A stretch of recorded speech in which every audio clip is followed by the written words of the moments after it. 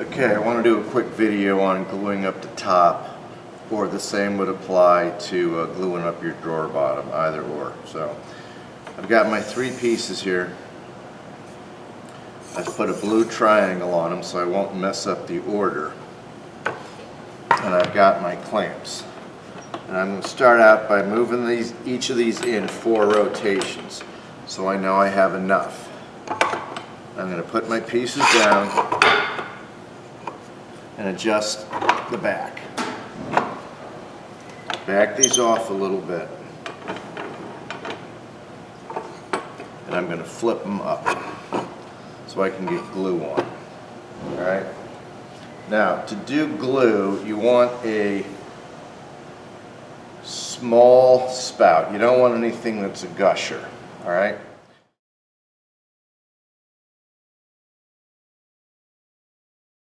Alright? So, and you don't need a glue brush, you don't need your finger. I'm just going to tuck it in here and run a light bead across. Real light bead. I've got 2 there. I've got 2 there. Sometimes it's only 1.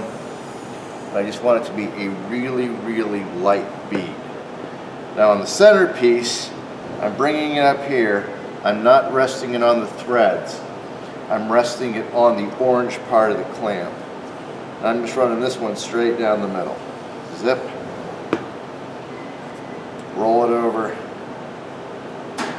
Do it again. If you have too wide of a spout, it's just going to turn into a gusher. Alright, now clamps are expensive things and you need to take care of them. These little yellow pads or yellow wax paper are left over from sanding discs. So I'm going to lay that down. I'm going to lay this one down, and where the glue is, I'm going to put one of these pads so I don't have to worry about the glue interacting with the clamp. Because what will happen is it'll leave a big spot on your clamp. Same thing over here. Bring it down. Bring it down. Drop this down. Bring them together.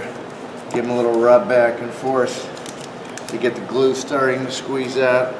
No glue on my fingers, no glue brush, any of that stuff. Now on these orange clamps, you have to fold this head back, pull it in, and then start to tighten and make sure your pieces stay in alignment. So I'm just tightening that down. Fold this head back, slide it in, tighten it down. I got a little bit of squeeze out. You don't need a lot. Make sure you're tight to the clamps.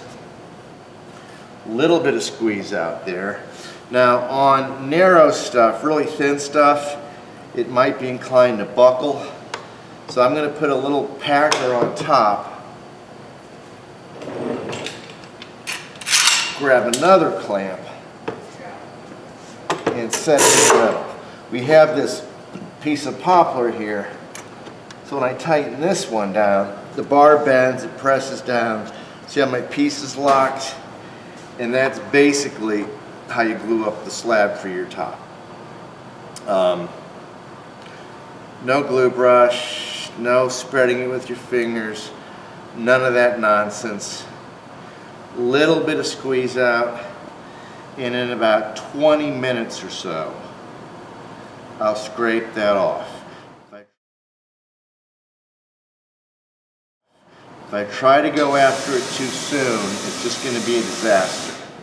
You never, ever, ever want to take a wet rag and wipe it all up.